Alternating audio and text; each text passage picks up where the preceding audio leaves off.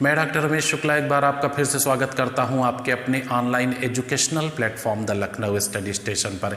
ये क्लास हमारा संख्यात्मक योग्यता का चल रहा है, जिसके अंतर्गत हम लोग बात कर रहे हैं पार्टनरशिप यानी साझेदारी की। तो साझेदारी का ये दूसरा क्लास है। इससे पहले एक क्लास हो चुका है, उसमें हमने साझेदारी होती क्या है, साझेदार क्या होते हैं और कुछ रूलों पे चर्चा किया है, जिसके जरिए आप आसानी से आगे के सवाल कर पाएंगे।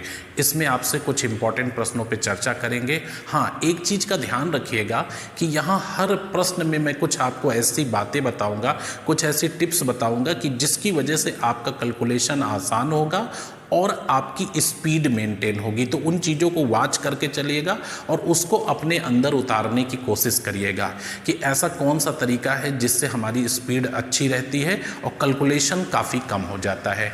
तो यहाँ पे आपके सामने ये पहला सवाल लिखा है कि ए ने 4500 रुपये लगाकर एक व्यापार आरंभ किया।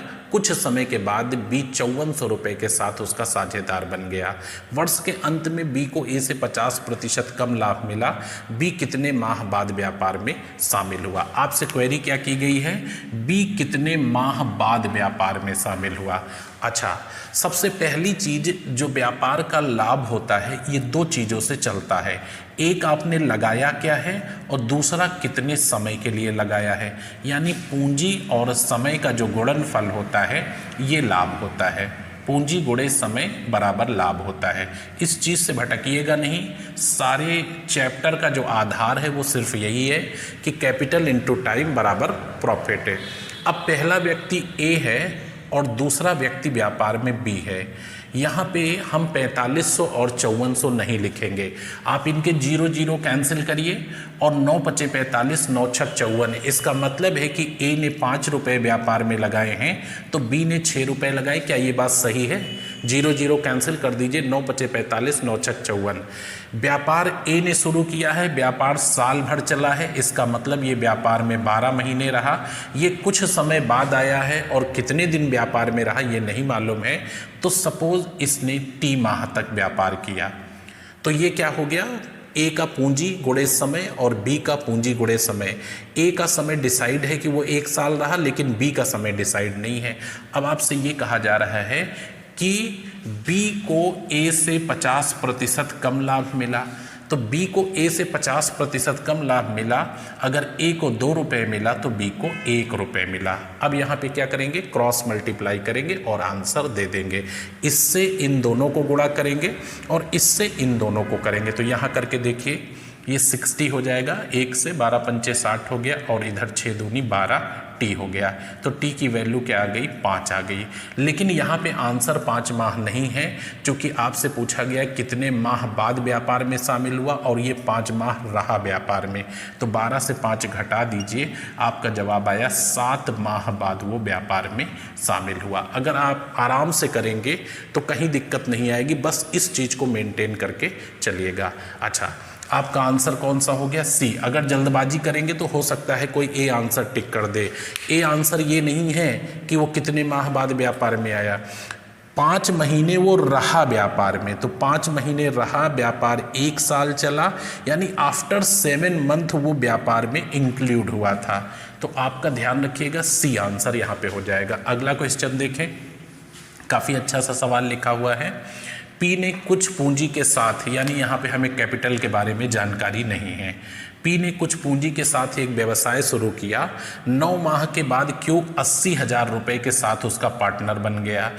अब यहाँ पे ये कहा जा रहा है कि 3 वर्ष के बाद, यहाँ पे बाद लिख लीजिएगा, 3 वर्ष के बाद यदि उनके लाभों का अनुपात 4-5 रहा हो तो पी ने व्यापार में कितने रुपए लगाए थे। अब यहाँ पे क्या है? आप सीधा लिख लो, ये पी है, ये क्यू है। यहाँ पे पी ने कुछ पैसे लगाए, तो कुछ का मतलब हम x रुपये मान लेते हैं। x रुपये मान लेते हैं कि पी ने x रुपये लगा करके व्यवसाय शुरू किया। पी ने x रुपये लगाए और क्यू ने 80,000 रुपये लगाए। पी ने x रुपये लगाए और क्यू ने 80 रुपये, क्योंकि पी के बारे में कहा जा रहा है कि उसने कुछ पूंजी लगाई। आपको नहीं मालूम कि कितना पैसा लगाया, बट क्यू का 80,000 रुपये है। अच्छा, पूंजी हो गई। अब पी ने व्यवसाय शुरू किया था, व्यवसाय 3 साल चला, इसका मतलब कि ये 36 महीने व्यवसाय में रहा। 3 साल का मतलब 12 तिहाई 36 महीने, और यहाँ पे जो दूसरा व्यक्ति है वो 9 महीने बाद आया था, तो 36 से 9 घटा दोगे तो वो कितने महीने रहा, 27 महीने रहा। तो पूंजी गुणे समय और पूंजी गुणे समय, इसने कुछ रुपए लगाए पूरे 3 साल के लिए, इसने 80,000 लगाए 27 महीने के लिए। क्यों? क्योंकि 9 महीने के बाद आया था, और ये बराबर होता है लाभ के, जो कि 4 और 5 के रेशियो में है। अब क्या करेंगे, क्रॉस मल्टीप्लाई करेंगे, फिर वैसे ही गुणा करिए, कितना हो जाएगा, 36 पंचे 180x, 180x है, और ये बराबर किसके हो जाएगा, 80,000 गुणे 27 और गुणे 4। गुणा करने की जरूरत नहीं, ऐसे ही लिख लो। तो x बराबर कितना हो जाएगा, 80,000 गुणे 27 और गुणे 4, और ये बटा में क्या आ जाएगा आपका, 180 आ जाएगा। कैलकुलेट कर दीजिए। अगर हम इसे 4 से काट देंगे तो 4 से काटेंगे, 4 चौक 16, 4 पंचे 20, ये 45 हो गया। फिर 9 से काट देते हैं, 9 पचे 45 और 9 त्रिक 27 हो जाएगा। फिर 5 से काट देते हैं, ये 16 हो जाएगा, और 16 तिया 48, 48,000 रुपये इसका करेक्ट आंसर हो जाएगा। इसका मतलब है कि जो दूसरा पी ने व्यापार में पैसा जो लगाया था वो 48,000 रुपये के साथ उसने काम शुरू किया था, और आफ्टर 9 मंथ ये 80,000 के साथ इंक्लूड हुआ। 3 साल के अंत में जो उनका लाभ का रेशियो रहा वो 4-5 का रहा। तो अगर आप इससे नहीं भटकेंगे तो बहुत ही ईजी वे में आंसर आप कर पाएंगे। आइए नेक्स्ट क्वेश्चन पर। ये आपके सामने नेक्स्ट क्वेश्चन लिखे हुए हैं, 3 नंबर और 4 नंबर। एक एक करके प्रश्नों को देखते जाइएगा, और पहले कोशिश आप ये करिएगा कि इसे वीडियो को पॉज करके लिख लीजिए, और लिख लेने के बाद इसको सॉल्व करिए। सॉल्व करने के बाद आप देखिए कि आंसर क्या है, तरीका मेरा क्या है, और उसके बाद फिर सॉल्विंग देखिए। 3 नंबर क्वेश्चन है, ए तथा बी क्रमशः 12,000 और 11,000 रुपये के साथ एक व्यवसाय आरंभ करते हैं। समय की समाप्ति पर इन्हें क्रमशः 4,000 रुपये और 1,000 रुपये का लाभ मिलता है। यदि ए व्यापार में 11 माह रहा तो बी ए से कितने माह व्यापार में कम रहा। आपका तरीका वही होगा, और यहाँ पे इससे हम बिल्कुल नहीं हटेंगे, यानी कैपिटल इनटू टाइम, पूंजी गुणे समय, ये किसके बराबर होता है, लाभ के बराबर होता है।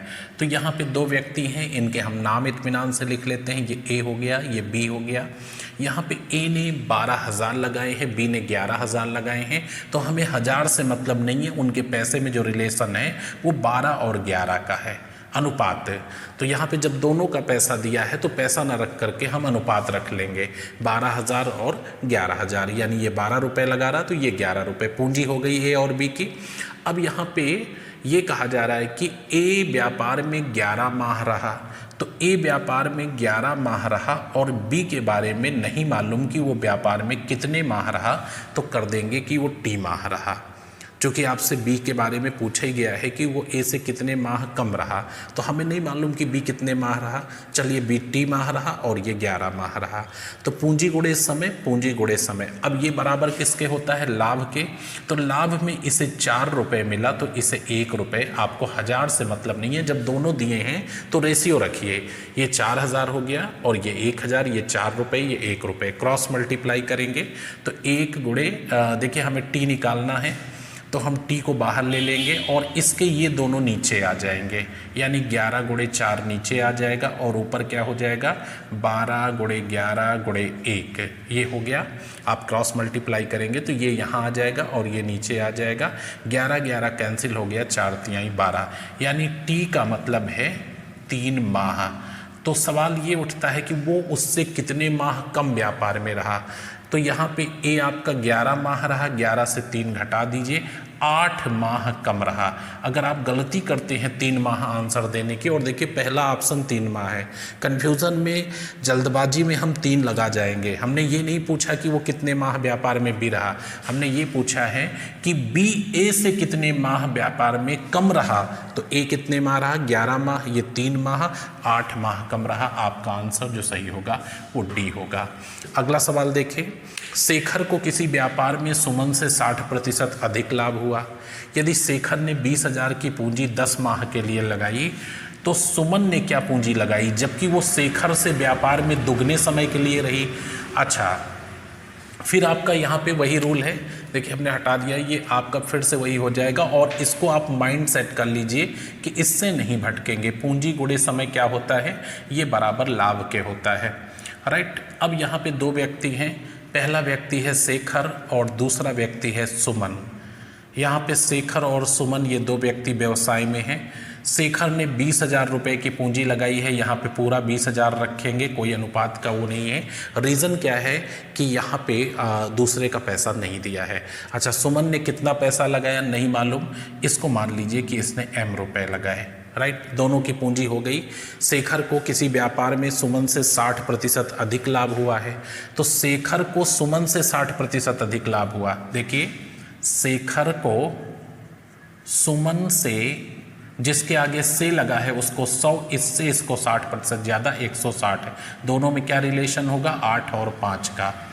शेखर को सुमन से 60% अधिक लाभ हुआ, जिसके आगे से लगा उसको 100 मान लीजिए, से 60 ज़्यादा 160 हो गया। 20 अट्ठे 160, 20 पंचे 100, 8 5 का अनुपात हो गया। अब समय की बात आती है तो शेखर 10 माह रहा और सुमन दुगना समय के लिए रही, तो ये अगर 1 रहा समय के लिए तो ये 2 रहा। दुगना समय का मतलब तो यही हुआ कि ये 1 महीने रहा तो ये 2 महीने, ये 10 महीने रहा तो ये 20 महीने रहा। यहाँ पे देखिए, शेखर ने 20,000 रुपये की पूंजी 10 माह के लिए लगाई, तो सुमन ने क्या पूंजी लगाई, जबकि वह व्यापार में शेखर से दुगना समय के लिए रही। तो दुगना समय का मतलब 10 माह और 20 माह रखना जरूरी नहीं है। अगर ये 1 समय के लिए रही तो ये 2 समय के लिए। और इनके लाभ में क्या रेशियो हो गया, 8 और 5 का। इसको कैलकुलेट करेंगे, M को निकालना है, M को बाहर ले लीजिए और ये 8 और 2 आपके नीचे आ जाएंगे। 8 गुणे 2, ऊपर क्या आ जाएगा, 20,000 हो जाएगा, और गुणे 1 और गुणे 5 कैलकुलेट कर लेते हैं। देखिए काट देते हैं। पहले हम इसको 2 से काटते हैं, 2 से काटेंगे तो ये 10,000 आ जाएगा, और 10,000 को हम 8 से काटेंगे तो ये आ जाएगा 1250, और 1250 को 5 से गुणा कर देंगे तो 12 पंचे 60, 5 पचा 25, 6250 रुपये इसका सही आंसर है। यानी जो सुमन ने पैसा लगाया था वो 6250 रुपये था। आपका कौन सा आंसर सही हो जाएगा, ए आंसर सही होगा। तो कैलकुलेशन थोड़ा सा मेंटेन रखिए, समस्या को कम रखिए, इससे भटकिए नहीं, ये सारे सवाल आप कर लेंगे। हाँ, आंसर देते समय चौकन्ना रहिए, अदरवाइज क्या होगा, लगाना कुछ होगा, लगा कुछ आएंगे, और जब आपको कोई बताएगा कि आपने ये क्या लगा दिया तब याद आएगा कि आपसे पूछा क्या गया था। आइए नेक्स्ट क्वेश्चन पर। ये नेक्स्ट आपके सामने 5 नंबर और 6 नंबर क्वेश्चन है। ए तथा बी व्यापार में समान अवधि के लिए क्रमशः 30,000 और 20,000 रुपये लगाते हैं। यदि कुल लाभ का 5% दान देने के बाद ए को 8550 रुपये लाभ प्राप्त होता है तो व्यापार का कुल लाभ क्या है। यहाँ पे सबसे पहली चीज़ है, टाइम दोनों के लिए इक्वल है, तो लाभ का वितरण जो होगा वो पूंजी के रेशियो में होगा। यहाँ पे समय से कोई मतलब नहीं है। ये हमने आपको कंसेप्ट जब बताया था उसमें क्लियर करा दिया था कि ए और बी व्यापार में समान अवधि के लिए पैसा लगाते हैं तो टाइम मायने नहीं रखता है। यहाँ पे जो ए का लाभ होगा और जो बी का लाभ होगा वो अकॉर्डिंग टू कैपिटल होगा। इसने 30,000 रुपये लगाए, उसने 20,000 लगाए, दोनों में रिलेशन 3:2 का है, यानी जो लाभ का अनुपात होगा वो 3:2 का होगा। इतना सा काम करना है।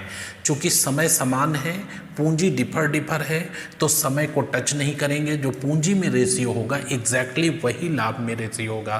तो 30,000 और 20,000 में 3:2 का अनुपात है, यानी लाभ का वितरण 3:2 के अनुपात में होगा। अब यहाँ पे ए को जो मिला है वो 8550 रुपये मिला है, यानी 8550 जो है ये ए का हिस्सा है जो कि अनुपात में 3 के बराबर है। आपको कुल लाभ चाहिए तो यहाँ पे हम दोनों का अनुपातिक योग रख देंगे, यानी 5। तो ये ए और बी का कुल लाभ हो जाएगा। ए और बी का कुल लाभ होगा, व्यापार का कुल लाभ नहीं होगा, ये ध्यान रखिएगा, क्योंकि व्यापार के कुल लाभ से 5% डोनेशन दे दिया गया है, उसके बाद ये पैसा बटा है। तो ये ए का लाभ है जो कि रेशियो से 3 है, और हमें ए और बी का दोनों चाहिए, इसलिए हमने अनुपातिक योग 5 रख दिया। 3 से भाग देंगे, 5 से गुणा करेंगे, तो 3 दूनी 6 हो गया, 2 बच गया, 3 अट्ठे 24 हो गया, 3 पचे 15 हो गया, और 0 हो गया।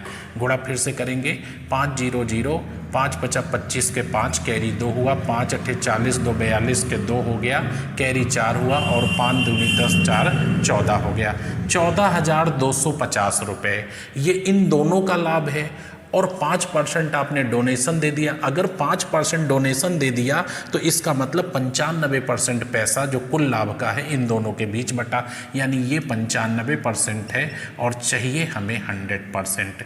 जब आप इसको सॉल्व करेंगे तो यहाँ से आपका आंसर आ जाएगा। आप कैलकुलेट करके देख लीजिए, 5 से मैं काट देता हूँ, ये 5 से काटेंगे तो 19 हो जाएगा और इसको 5 से काटेंगे तो 5 दूनी 10 हो गया और उसके बाद ये 5 अट्ठे 40 हो गया, 5 पचा 25 हो गया, ये आपका 0 हो गया।